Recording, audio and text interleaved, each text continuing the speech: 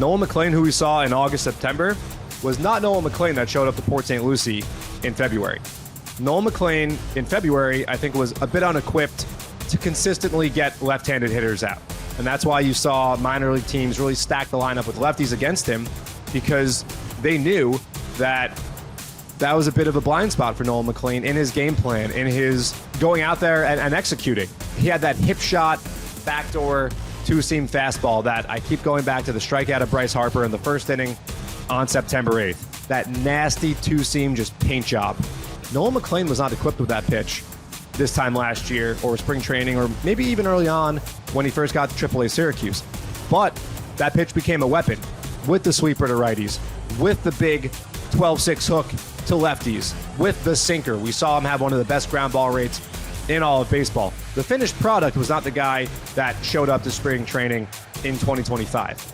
And that excites me. Welcome to Meet at the Apple, presented by PC Richard & Son. I'm Vito Calisi. That's Jonathan Barron with a reminder at the top of the show. Please, guys, if you've enjoyed the show this season, give us 5 stars, Apple, Spotify, wherever you get your podcasts.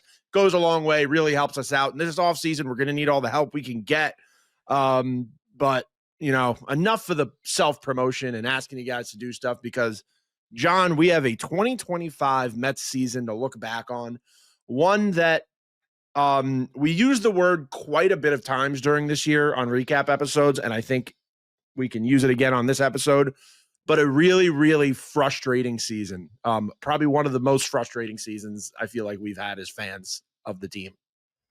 Yeah, I mean, look, there's no sugarcoating the way the last 3.5 months and the finality of the season went.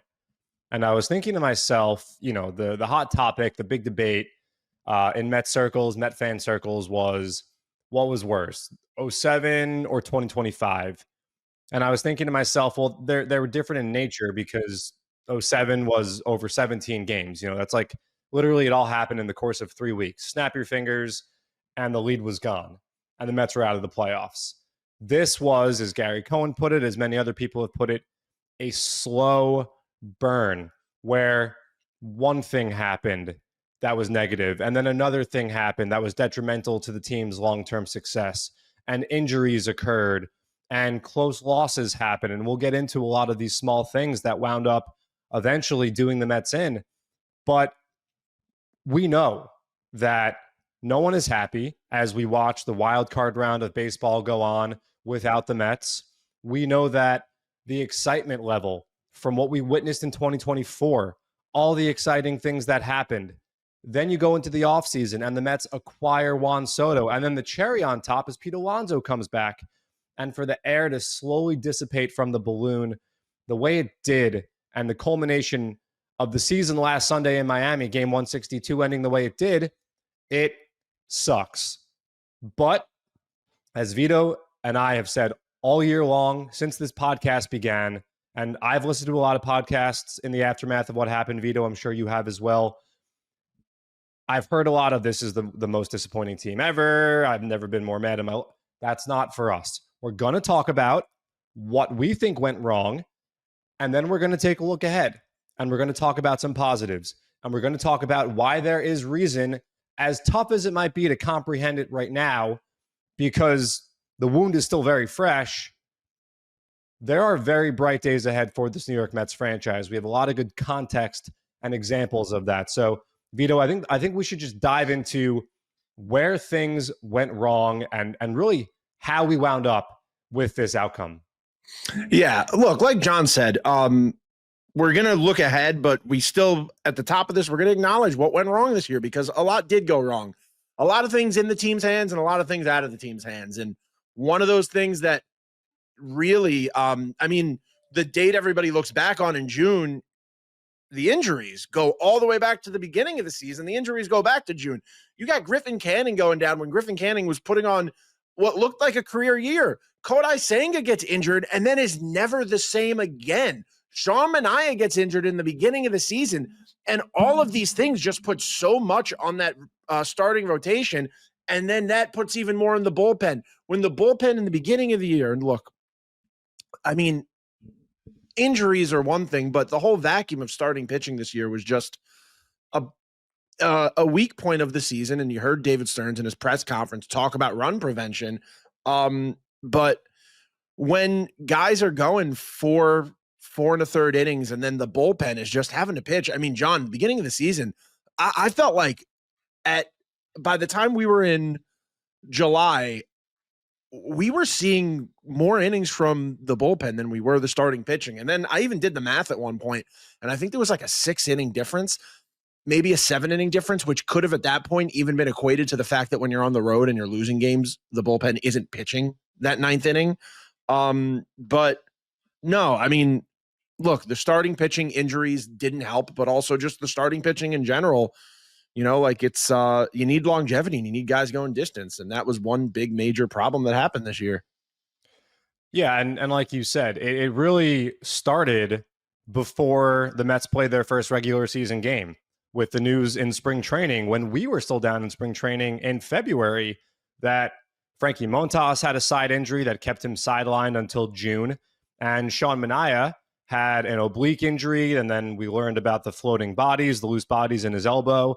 And Sean didn't make his major league season debut until the final day of the first half. And David Stearns acknowledged on the Sean Manaea front that he never really got fully off the ground this season. He never, it's so important to build up from the ground. It starts really in the offseason for guys. They're training, their throwing regiments, which everyone, obviously takes very seriously nowadays. It's not like back in the 50s and 60s where guys would, after the season, go home and work in a warehouse.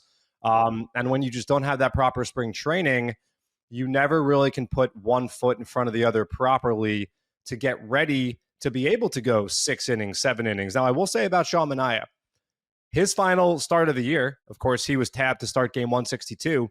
He was throwing harder than at any point this season. We remember the success he had in 2024, of course, and a lot of it was that high fastball that he was beating opponents with and that 3/4 release point.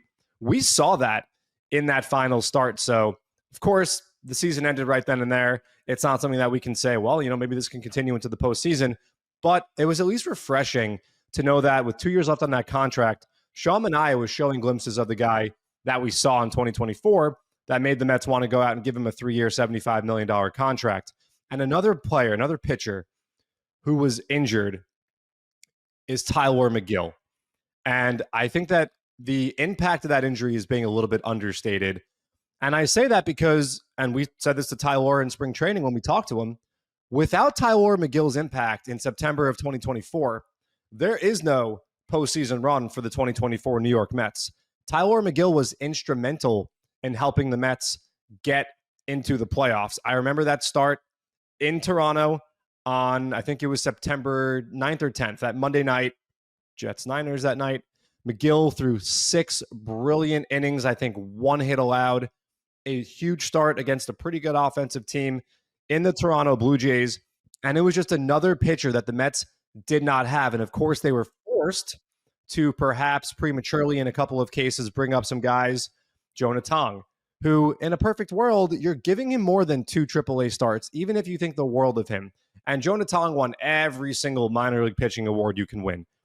Pitcher of the Year, Baseball America, whatever publication it is. Jonah Tong was reigned with those honors because of how great he was, but it doesn't mean that he was ready to go into Wrigley Field and pitch pretty much a must-win game for the Mets. So like you said, the pitching injuries and the starting rotation had a trickle-down effect, put more stress, more workload on the bullpen. The bullpen had injuries as well. Reed Garrett late in the season, losing A.J. Minter, we touched on earlier and throughout the season, was a big loss. Of course, Brooks Raley stepped up. He kind of filled that A.J. Minter role, but the Mets were just playing catch-up when it came to not just filling innings, but filling them in a quality way. So that's the pitching side of things. And while the offense had 3 guys that hit 30 home runs or more, and had 2 guys that posted 30-30 seasons and a couple emerging seasons from Brett Baty and some others, Brandon Nimmo set a career high in home runs.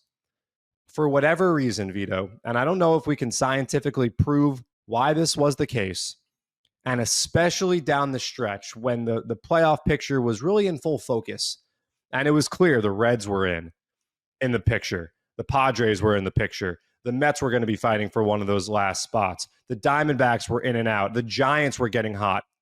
the Mets offense, for whatever reason, just picked the wrong days to have poor outputs. And this is an offense that from August 1st to the rest of the season, end of the season, had the highest runs per game scored by any offense in Major League Baseball. I went back to August 14th, and I found 6 games alone where the pitching did its job because there were some games where it didn't, and the games were out of hand. And for whatever reason, the offense just couldn't get it done. August 14th against the Braves. They give up 4 runs. They score 3. August 24 in Atlanta. That's Sunday. Same final score. The Mets give up 4 runs. They could only scratch out 3. September 7th in Cincinnati. Brandon Sproat against Hunter Green. And I get it. You run into a great pitcher, it's going to happen. The Mets only allow 3 runs that day. They score 2. September 8th in Philadelphia, the day that you and I and many of our friends were at PC Richard & Son in Astoria. The Mets allow just 1 run, but they don't score any. September 13th, the alumni game against the Rangers. They only allow 3 runs, but they score 2. And then the killer, September 21st, the final regular season home game against the Nationals, a.k.a. the stupid Jacob Young game. The Mets only allow 3 runs, and they score 2. And again, I don't think that there's any scientific rhyme or reason for why, when the Mets did get good pitching, they were just unable to have the offensive sticks really come out and put up those crooked numbers that we saw very often. But that was a big problem, and that really was another contributing factor to me of why the Mets are where they are right now, because there were just those nights where the offense that really carried this team down the stretch when they were winning games, the offense was exploding. You remember the game in Wrigley not too long ago. It's frustrating, but I look at that as a reason why we're having this conversation right now. Yeah, I mean, look, if you go back to that series they had, not the last season series of the year in Philly, but the one before that, where they lost 2 out of 3 games, but in the middle of that, they hit 6 or 7 home runs at Citizens Bank for like the second time in franchise history. For some reason, the Mets just do that at Citizens Bank Park. You're right. It's just they pick the wrong nights to get hot. They pick the wrong nights to have bats explode. And then, like, we won't dwell on this stat too much because it was everybody's favorite stat of the year to point at. But when you don't win a single game in the 9th inning, that's just going to happen. And in these games you brought up here, there's a few of those where they did have chances in the 9th inning, and you thought that 9th inning comeback was going to happen. September 8th in Philly is a big one, where it looked like they were going to beat Jared Duran again. And what's crazy, we talked about this, they almost had that comeback. They almost had that comeback so many times this season, going back to the beginning of the year when in the Hoodie Soto days, when they almost got Jared Duran in the 9th inning the first time, which that one, I saw people bringing this up, but, a bad call at first base completely changes the odds of them taking that game. It's just the tough thing about this year is there's so many things and there's so many moments you can look back on. And the fact that it was only 1 game makes it that much harder because there's so many individual moments you can look at and just go, oh, if this went differently, things might have went our way, or if this one went differently. And that's what's incredible about being a Mets fan, because going back to high school after that first collapse in 2007, I remember in 2008 in April, just like wigging out about April losses and friends being like, you can't get mad over April losses. Being like, well, like just being like, you don't know what happened last year. And then in 2008 happening again, saying in 2009, well, you don't know what happened last year. And then last year when they finally won that game, you were like, still, I mean, every single win mattered. Look, I feel like I've yet to fully come to terms with the season. So I'm a little heated up, and I'm still, I guess, sounding frustrated, but it's because when you look at everything, it still was just so close. And I know there was good things to look back on, but it's just a season that it was a really frustrating season. Frustrating is the word I'll keep using. Well, there's another element to this that I think really plays into what you're talking about when it comes to it was so close and frustrating and all those other themes that we're now talking about. And before I say that, I do want to just bring this up. And I said this in the office on Tuesday when we all reconvened in the office. I don't understand why Major League Baseball got rid of game 163. I understand not playing a game 163 for seeding. Like if it's who wins the division, who gets a wild card spot, then have the tiebreaker determine that. Why would we, travel across the country perhaps and make a team use a starter and relievers and, all for nothing when everyone's in the playoffs? But if an actual playoff spot is on the line, the drama is incredible. Like, why would we not want that? And I understand, last year we kind of had that, and it came down to the Monday, and then the Mets and Braves both, after advancing into the postseason, leaving the Diamondbacks on the outside looking in, then had to go to their respective visiting cities and start the wild card round the very next day. For the Mets, it didn't make a difference. The Mets wound up advancing past the wild card round. The Braves ran into a buzzsaw in the San Diego Padres. But I don't understand why baseball did away with it. Of course, we weren't saying this last year when it benefited the Mets, but, part of me still thought that. I didn't say it on the podcast, but it was unfair to the Arizona Diamondbacks that they were on the outside looking in, having the same exact record as the New York Mets. And you know what? I get one game, anything can happen, but let's go toe to toe. So I just want to say that before I bring up this point. I do want to, really quick, I want to agree with you. And you would think that after last year and going into the CBA next year, look, anything could happen and they could bring it back. But you would think. I don't think it's happening. I don't think it's happening. I don't know. I mean, look, you saw the ratings and you saw the boost that happened on game 162 last year because remember, ESPN aired that game, both games nationally too. Obviously, that game was also broadcast on SNY. But every baseball fan, no matter who you were a fan of, tuned in that day because you wanted to see what was going to happen. Were the Mets going to get in after the story they had? It also did. It's not like it affected the Mets going into the wild card. The Mets still end up taking the wild card in Milwaukee, and they had that. Mets also had the crazy schedule that the Braves didn't have to deal with going into that too. So it's one of those things where it's right there on the table. And I do wonder if going into the CBA, this is something teams are going to take into the Players Association is going to take into consideration. Teams too. Why wouldn't you want one extra day of sales if you're not going to go to it's just a chance to get one more day of ticket sales in.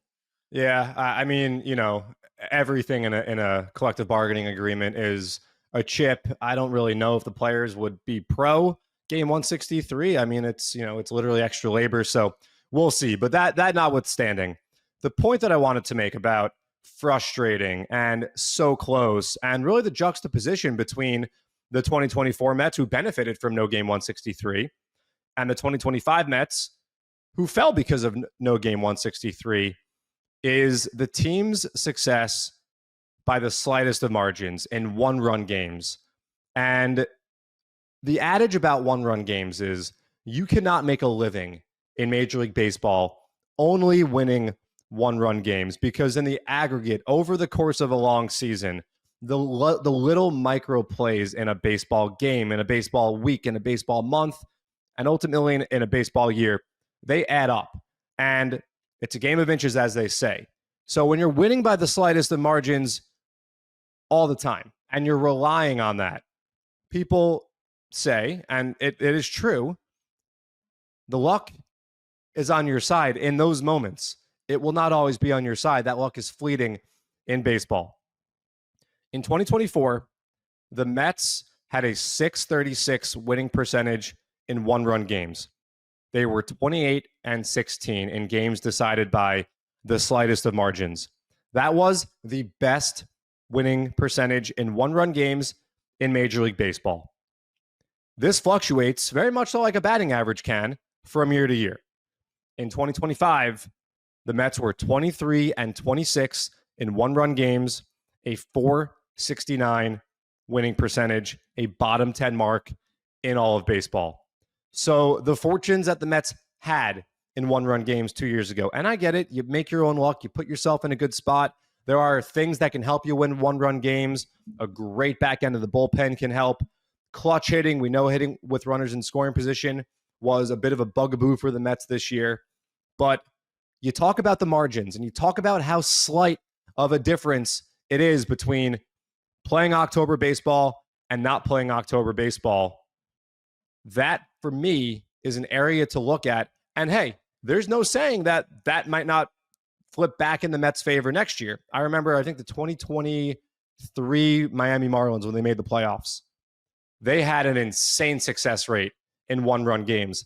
And a lot of prognosticators looking at the Marlins said, going into 2024, this team relied way too much on one-run games. They got away with a lot of victories, that a bounce here, a missed call there, human beings behind the plate and at the bases, and you might not win as many one-run games. So it's not a good strategy to live and die by the one-run game because it will be escaping when it comes to your favor. So I wanted to look at the one-run games, and I saw that last year, no one had more success in them than the Mets. And this year, it just wasn't the same. So you talk about it being such a close situation. You talk about all these games with the score bugs and what the score was, and if they won this game, and if they won that game. And I get it. A loss in April, you need to move on, right? Yes, they all count, and I've heard a lot of that, and that stinks. But you can't let one bad loss get you down. However, in the aggregate, you don't want to let games get away. You don't want to blow a 5-run lead. You don't want to blow a 6-run lead. And there were some games that the Mets let get away. And I know internally and in that clubhouse, in the front office, and on the airwaves of podcasts and radio shows and whatever it might be, we could have a 5-hour conversation of moments that we wish we had back. But that's not how it works. And now we're having this conversation. Yeah, that's just the way a baseball season goes. And it's tough. Like you kind of try to do some self understanding of what kind of loss bothers you more. Does a game where a team had a 1-run lead end up losing it in the 9th hurt more, or does a game where you had a 5-run lead in the first inning hurt more? Because those hurt. And what hurts the least? What hurts the least is when you're down 6-0 in the first inning and you've just already grown accustomed to it, and you're just moving through the motion saying, hey, if they win this one, that's great. If not, it's a 162 game season. But some other things we should talk about is, and one thing we have a document, we have a doc here. John, you did a great job putting together today's season recap doc because, I want to give credit where credit's due. You're in full professor mode in your outfit today. I love John the Professor. John the Professor Sports. But sometimes the luck doesn't go the Mets' ways. And one thing you highlighted here, which is 100% true, you look at the hardest hit ball of the Mets season was Pete Alonso's in game 162 against the Marlins. And it's just one of those things where so many things went the opposite way of the 2024 season. And I feel like this ball is a perfect thing to look at because not only does that ball not go over the wall, not only does that ball not help put the games right in it with Pete Alonso up, but it also goes to the opposite side of the field. It was just a mirror image in a bad way of what happened last year. And sometimes that ball just doesn't get over. And we're recording this podcast right before game 3 of the Yankees Red Sox wild card. And you're watching that game last night, and a ball was hit pretty deep to the wall, 102 miles per hour off the bat. And that's another one of those things where sometimes that ball gets over and sometimes it doesn't. And that's just baseball. Sometimes luck is on your side, sometimes it isn't. And this year, the Mets were unlucky a lot. We talked to Brandon Nimmo back in April. We brought up to him, man, you have some of the hardest hit balls in baseball. You're barreling everything, but you have some of the worst luck. And I remember his exact words were, "You're telling me." Yeah, I mean, I don't want to get too far in the weeds of, games that the Mets could have won. But you remember the doubleheader on May 4th in St. Louis, games 1 and especially game 2, where Juan Soto had a 3-run home run robbed from him. I mean, he was barreling balls up all season long, especially the beginning half of the year where he wasn't seeing the success. And in our his foul ball home runs, his not home runs, his foul, the ones that almost put this team ahead a few times. It's and crushing. The one that hurts the most is the one on July 19th on David Wright Day against the Cincinnati Reds, because if the Mets won that game, the season series would have been 3-3 instead of 4-2 in favor of Cincinnati. So you're right. And, I know a lot of people don't want to hear it, but these are the facts about a baseball season. And yeah, you want to put yourself in a position where a bounce or a couple of inches here or there aren't going to sink your ship. That's what happened. But everything is in conjunction with each other, right? It's not just the offense, for whatever reason, having bad nights on the wrong in inopportune times. It's not just a lot of these unlucky situations where baseballs that were hit at an exit velocity and with a launch angle of, whatever 90% of the time is a home run, and these balls are landing at the lip of the warning track. And it's not just the luck that the Mets didn't have on their side when it came to starting pitcher health, which is another thing the Mets had on their side in 2024. They had 4 guys that took the ball regularly. Yeah. When you have that, you're on your way to a postseason. That does not happen all the time. Teams are always dealing with starting pitching injuries, and when the starting pitching injury luck is on your side, you are ahead of the curve. And then we also talk about, in general, one-run games.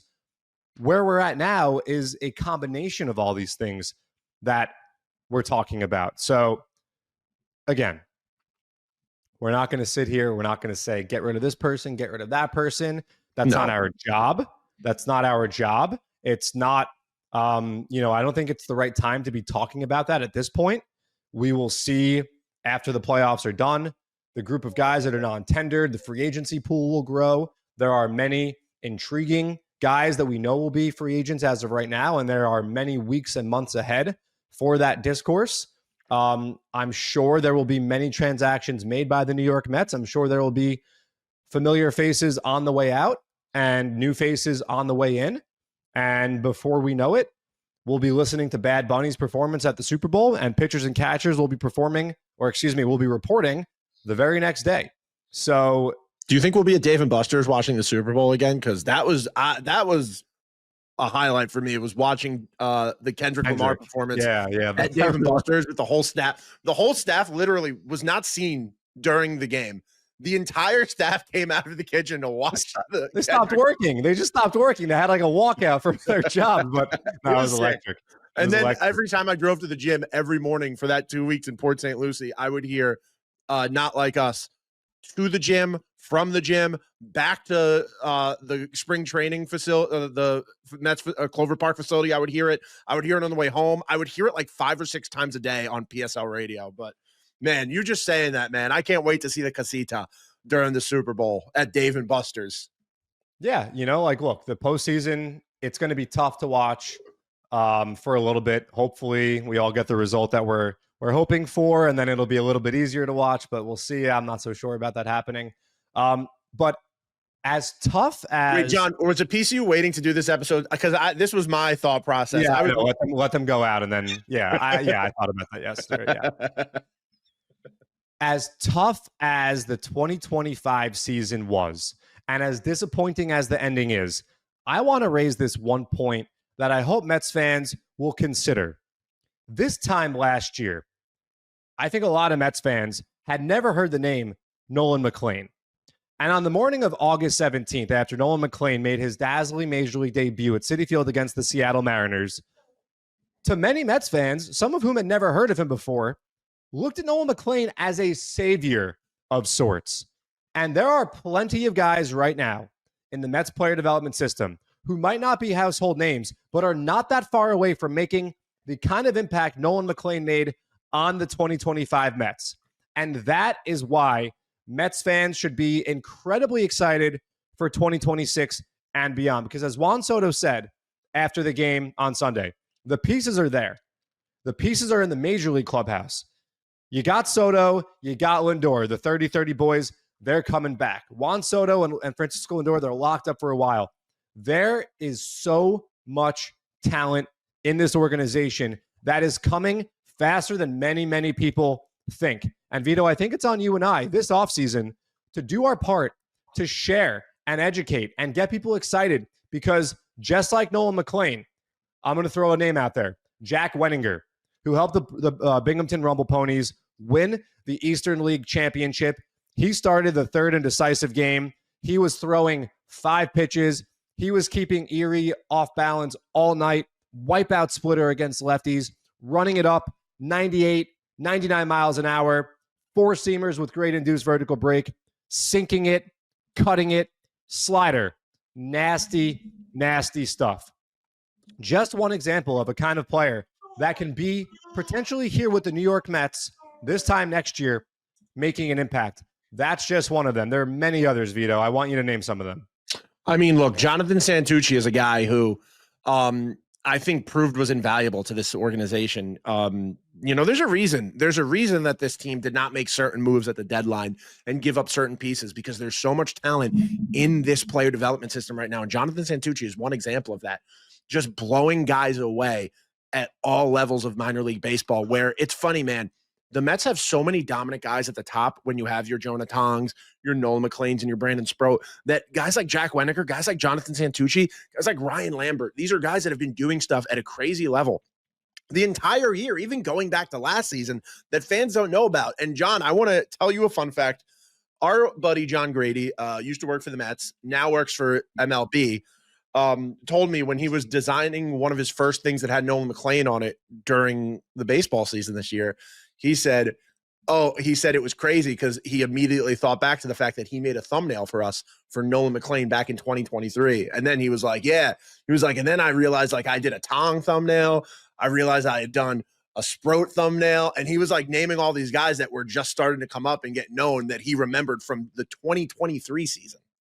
Yeah, and you and I saw a picture on Reddit, and a fan posted it. It was a thumbnail from one of our Future of Flushing episodes, and it was, "Is this the future?" And it was a 3-shot of Tong, Sproat, and McLean. And not to pat ourselves on the back, but that was literally, looking ahead, and it was like a prophecy of what was to come, and it wound up happening. So, guys, this is real. Like, we talk about the minor league, what's going on down there with the New York Mets, and they won 2 of the 3 full season championships, the high A championship, the Brooklyn Cyclones, the double A championship, the Binghamton Rumble Ponies. To be quite honest, the triple A championship's kind of fugazi because there's a lot of quadruple A players that make an impact there. The true prospects are at high A and double A, and of course low A and the complex leagues as well. But when you look at the full season leagues, the Mets won 2 of the 3. The last time the Binghamton franchise won a championship was 2014. And you know what happened the year after that. Before that, the last time the Binghamton franchise, they were the B-Mets back then, had serious sustained success was in the days of Edgardo Alfonso and Ray Ordonez, the guys that came up and helped the Mets make the postseason in consecutive years for the first time in franchise history. And people talk about it's been 5 years under the new ownership. It takes time to develop and build out an entire farm system from top to bottom, where there are guys who are one step away from helping you that are uber talented, and there are guys that are 17, 18, 19, 20 years old at the bottom levels of your organization that are very talented. You want it throughout. You can't be top heavy. You can't be bottom heavy. You want it throughout. In the time that Steve Cohen, since he took over in November of 2020, has achieved that mission. The Syracuse Mets next year on opening day could be one of the best minor league baseball teams we have ever seen, brimming with talent that is one step away from helping the New York Mets. Guys like Jet Williams, guys like Ryan Clifford, guys like Carson Benge, who all had a cup of coffee in AAA, guys like Nick Morabito, guys like AJ Ewing, both of those guys being at AA right now. The pitching, you talked about Jonathan Santucci, one of the most exciting pitching prospects for me, fellow left-hander Zach Thornton, who had a dominant season for the Binghamton Rumble Ponies, had a side injury, had his year end a little bit prematurely, didn't pitch in the playoffs, but was one of the, if not the, breakout pitching prospect for the Mets. From the left side, the right side version of that is Will Watson, who the Mets took out of USC a couple of years ago. Another dominant season.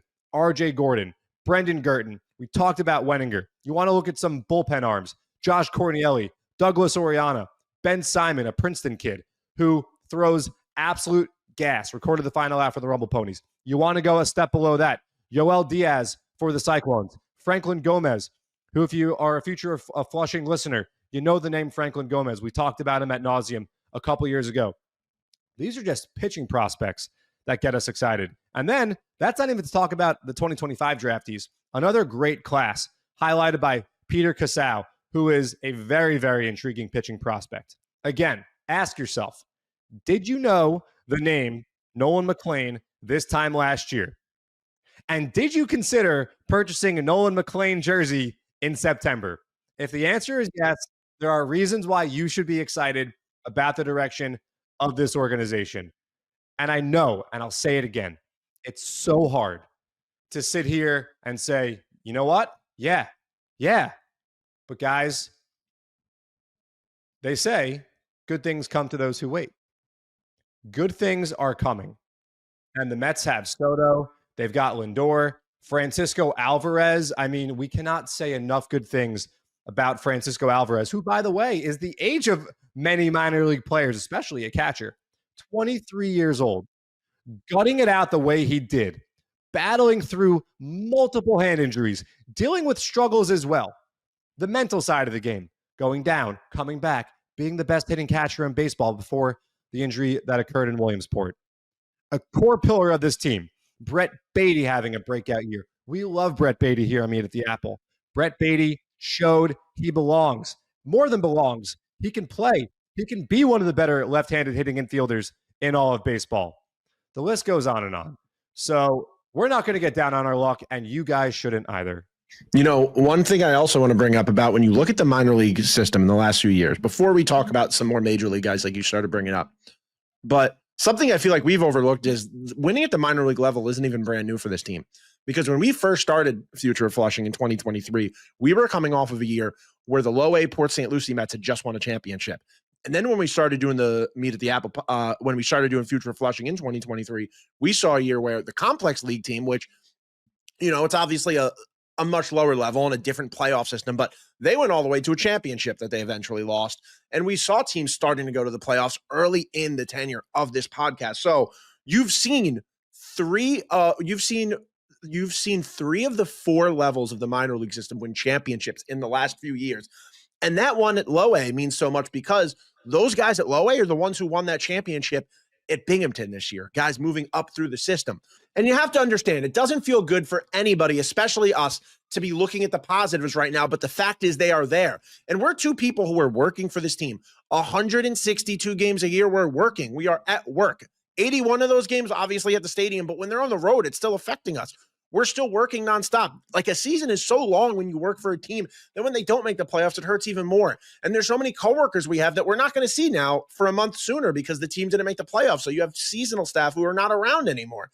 Trust us, this is not an episode that's easy to do. It's not an episode that's especially fun to do, but we're being 100% honest here when we're saying that there are things to look forward to in the future. And I hope you guys can appreciate that we were straight up in the beginning. We're talking about all the bad things, and now we're just talking about what the good side of it is. And some good things at the major league level. I want to go back to that pitching side. We talked about how the pitching hurt us. There's so many things you can look at from this pitching side of things that are good to come. Two of those things are, you got Clay Holmes. The Clay Holmes project was a success. He's been completely stretched out. He was one of the best free agent acquisitions on the pitching front. In all of baseball, one of the best free agent acquisitions in this season. And then on the other side of it, I want to give a shout out to David Peterson, because even though David Peterson that started to kind of unravel towards the end of the year, David Peterson pitched a career high amount of innings that he had never seen before. If you do not think that David Peterson is going to come into next season completely stretched out, completely rested, and you're not going to see that first half. First half is such an understatement for what David Peterson did too, because it wasn't just the first half. It was the first 3 quarters of the season. These are two guys who are going to be gigantic factors, going to be gigantic mainstays of this Mets rotation next year. So just two things that fans should be looking at where you want to get that glass half full talk. Yes. Two guys who are able to put in the innings work that they did this year and get through it. It's just going to help them next year. Yeah. And great point about David Peterson for sure. He was one of the best pitchers in the first half, really carried the Mets. And even like you said, into the second half where the starts of 6+ innings by Mets starting pitchers were few and far in between, David Peterson was the guy that was delivering that. So I'm sure he learned a lot about his body and workload and being able to last over the course of a full season. We kind of saw this with Sean Manaea a bit in 2024. He admitted himself that he kind of ran out of gas, especially into the postseason. I think with Sean Manaea as well, on that note, him not throwing that many innings this year, I think will help him as we go into 2026. Sean Manaea is going to be back. Sean Manaea is under contract. The Mets brought him back for a reason. Of course, the injury, like we talked about, like David Stearns talked about, never just getting that proper start to the year, being able to build and build and build, and then fully take off and just, take the ball every 5 days over the course of the long 162 game season you talked about. I expect a big bounce back from Sean Manaea next year. And I think a less strenuous season this year will help him a little bit. And then you've got the guys that we kind of skipped over in a way when talking about the future because they've already arrived. Nolan McLean, Brandon Sproat, Jonah Tong. And it's unclear who will break camp with the team. There's plenty of time to talk about that. Spring training, I'm sure that will be a big topic of conversation. Obviously, I think Nolan McLean at this point has kind of separated himself a little bit as a guy that you can expect, you'd think, would break camp with the Mets with how dominant he was in the major leagues this year. I think Brandon Sproat really held his own as well. I think that there were starts where the defense let him down behind him a little bit, but his first start didn't give up a hit through 5 innings. The Friday night in Miami didn't give up a hit through the first 4 innings. Almost had a double play ball that would have helped him potentially get out of the 5th inning, and who knows how things break if, again, game of inches, a ball is hit 1, maybe half an inch further towards the first baseline as opposed to the hole between first and second base. And Jonah Tong, who... Wait, John, real quick, did you ever expect Brandon Sproat to be as expressive as he was? I mean, the amount of memes we saw for Brandon Sproat, never would have thought. From the fist up on the face down on the mound to the hands up celebration to when he thought the ball was going to get caught to the ball getting dropped and down like this. Yeah. I mean, like, just such a... if you told me those 3 guys, he probably would have been at my bottom of guys I thought were going to be like, we're going to be that expressive throughout the year. I know it means nothing, but just a funny thing I noticed. Yeah, but I love it. I love, Lindor making a nice play to help him get out of an inning in his Citi Field debut against the Rangers on September 13th, shouting his teammates out. These guys looked comfortable, and that was the biggest thing for me. So you were about to talk about Jonah Tong, and before you even talk about Jonah Tong, as 2 guys who Jonah Tong himself said, day one A, day 1B, being me and John, I would have never predicted Jonah Tong was going to debut this year. And that has nothing to do with Jonah Tong's talent. That has nothing to do with the skill level. If you asked me literally the day he got called up, if you asked me that morning, if I thought they were going to make that announcement, that decision, I would have never thought so. I was telling people all season, there's no shot, probably not going to happen. Guys are taking their time. This organization takes their time. But in a situation where they needed somebody to step up, they brought Jonah Tong up. And in his debut, he did get a big major win for this team. It was one of the few times they ended up beating the Marlins this year, and it was a win they ended up needing. And he was just one of those guys that got called up by the front office because the starting pitching was starting to kind of unravel. And, Jonah Tong put off an impressive thing for a 22-year-old kid who had 2 starts at AAA. Yeah, and I think what he experienced and what he's going to take into the offseason with him is invaluable for a guy who, we talk about this with guys getting a taste of AAA and then going home and knowing what that next level requires to be better than the competition. For Jonah Tong, it's not even AAA because he made pretty easy work in his 2 AAA starts. It's, okay, I've faced major league hitters. How do I get them out consistently? And we know he has a major league fastball, and there's a reason why he used his fastball as much as he did in his handful of major league starts. What other weapons does Jonah Tong need to get major league hitters out? Nolan McLean, who we saw in August, September, was not Nolan McLean that showed up to Port St. Lucie in February. Nolan McLean in February, I think, was a bit unequipped to consistently get left-handed hitters out. And that's why you saw minor league teams really stack the lineup with righties against him with lefties against him, because they knew that was a bit of a blind spot for Nolan McLean in his game plan, in his, going out there and executing. And the Mets worked with him. And I don't know if they, I don't want to say taught him, but he had that hip shot, backdoor, 2-seam fastball that I keep going back to the strikeout of Bryce Harper in the first inning on September 8th. That nasty 2-seam, just paint job. Nolan McLean was not equipped with that pitch this time last year or spring training, or maybe even early on when he first got to AAA Syracuse. But that pitch became a weapon with the sweeper to righties, with the big 12-6 hook to lefties, with the sinker. We saw him have one of the best ground ball rates in all of baseball. The finished product was not the guy that showed up to spring training in 2025. And that excites me because the Mets, beneath the surface, we all see what's going on above the surface on SNY, watching the Mets games, watching Major League Baseball games. But what is going on beneath the surface? I'll say it again. The example of Nolan McLean being so Major League ready that he stepped in and became instantly the ace of this staff when the Mets needed an ace more than anything is such a testament to the work done underneath the surface. Guys like Eric Yeagers, head of pitching coaches at every single level, roving instructors, and so many more, nutritionists, sports science, the pitching lab, All of these things that you hear about, the Mets are investing in so many areas, and they're outspending their peers in so many areas to get that extra 2% if you would.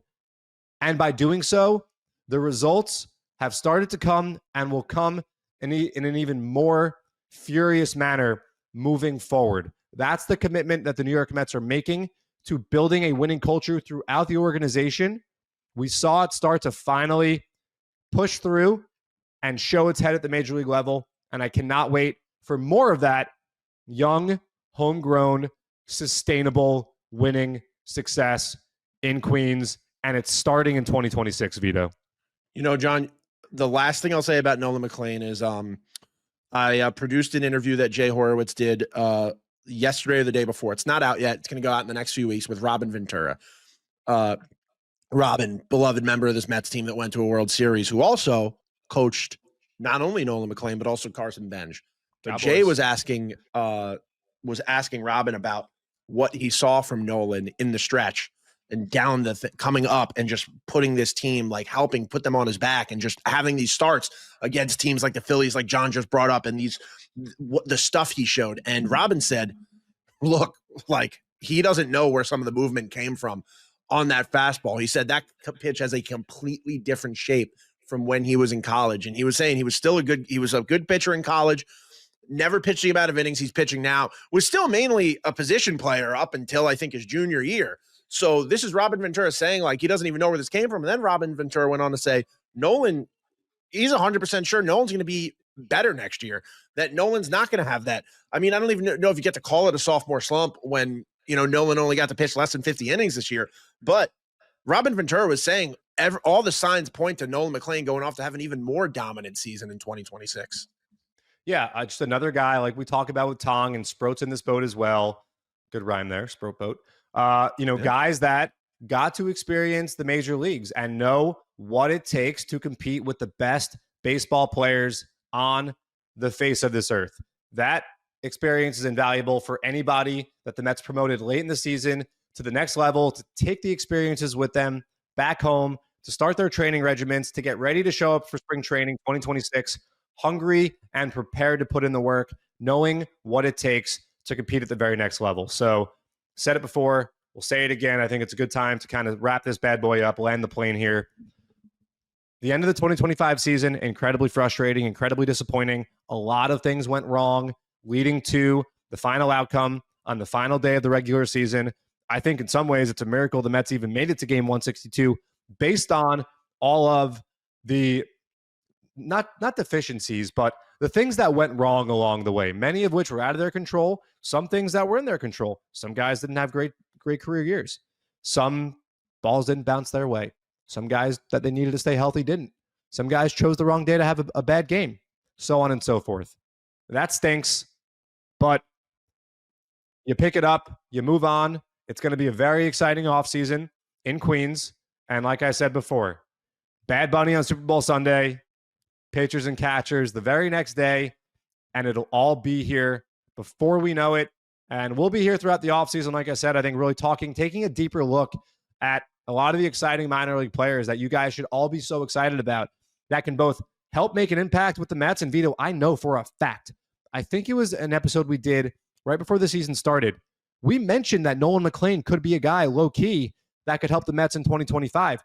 Everyone talked about Brandon Sproat because he was the one that got up to AAA last year. McLean, the highest level he had reached was AA. So Sproat was the guy that everyone was talking about as the pitcher, the young pitcher that can come up and help. It wasn't McLean, but we mentioned that. We got to find that audio. I think that was at the store. I think that was the live show when we were saying like guys who can make an impact, minor leaguers who can make an impact on the major league team. Mets house you're talking about. Yeah, we said that. So there's a track record here, everybody. There's a track record, and we pay attention to what's going on. So you don't have to, because we understand you guys got a lot of stuff going on. You're already spending a lot of time watching the New York Mets, the major league team. I'm sure you're super excited about the New York Jets right now. Hockey and basketball season are starting. Everyone's got families. Everyone's got work. Everyone's wrapped up with a billion different things. So we don't understand you. We don't expect you to be on Fangraphs and looking at, ERA minus FIP and seeing, what guys had some underperforming numbers that we should be excited about. That's why we're here for you guys. And that's our plan for the offseason, to help carry you through, get you excited, react to what we're going to see. It's going to be a very exciting offseason, and we cannot wait for Mets baseball to return in 2026, bigger and better than ever. And thank you, fans, by the way. We'd be remiss if we did not say, I know the Mets socials and in stadium, this message was sent across, but for everyone that listened, for everyone that gave us a chance this year, for everyone that wanted to hear a different voice, right? We're not the screaming, angry, the sky is falling voice on Meet at the Apple. We try to stay even keel, but 3+ million fans coming to Citi Field to support this team, to support the organization. There is, and we know, Vito and I firsthand by being in the office every day, an unrelenting commitment to making, number one, Citi Field the best fan experience possible, and number two, to put the best product on the field. You guys saw the tweet from Mr. Cohen the day after the season ended. I know he meant that, but thank you, everybody, for being with us all season long, for the interactions, for saying hi at Citi Field. We cannot do it without you. We enjoy it. We enjoy doing the show together through the ups and downs. It doesn't matter. This is what it's all about. So it's the off season, baby. Let's have some fun. Well, thanks for another great season, John. And, it's bittersweet, the end of a baseball season. But it's also weird because it's such a long season and you work so much that, like, there's no world where I don't want to be watching Mets games and don't want to be at playoff games right now. But you know what? The bright side of things, I'm at home right now, hanging out with my newborn daughter, building a Halloween costume that I will get right back to the second this episode is done. But, I look forward to talking weekly with you, doing episodes throughout the offseason. I'm going to reach out to some minor leaguers the next few weeks, trying to get some interviews with guys on StreamYard, just casual. Hey, you won a championship. What was that like? What was this season like? And, we got more content for you. And, I hope everybody has a good time at home, reflects on things. You're watching games on TV right now. Go to your local PC Richard & Son. Maybe buy a new TV for the new season, for the football season. The Knicks are ready. The Rangers are ready. Why don't you go to PC Richard & Son and get a brand new TV to watch everything on? That's a great idea. And if you guys do make that choice, which I think that's great advice by Vito, you definitely want to do it at PC Richard & Son because they've got the absolute friendliest, most knowledgeable sales staff and the guaranteed lowest prices, the widest variety of products you can ever ask for. Maybe you've got some extra time on your hands now that you're not watching Mets baseball, investing those 3 hours each and every night. Maybe it's video game season for you. NHL 26 is out. FIFA, 2K. Maybe you're hooked on the college football. FIFA, FC 26. Maybe you're an Indiana Hoosier football fan like myself. And before Saturday's game against Oregon, not this Saturday, but next Saturday, you want to simulate it on the sticks. You want to get yourself a new Xbox, you go to PC Richard & Son. They'll take care of you. Like I said, the absolute lowest price, guaranteed. And they've been doing it longer than anybody else in the game since 1909. So check out our good friends at PC Richard & Son, and shout out to them as well for a great first year as partners here as the official sponsor on Meet at the Apple. We got to go to their headquarters in Farmingdale. We had a great time doing multiple shows at multiple locations. Looking forward to doing a lot more of that with them and our incredible listeners in the future as well, Vito. Well, thanks, guys, for listening. Remember, please like, subscribe, 5-star reviews, write something out.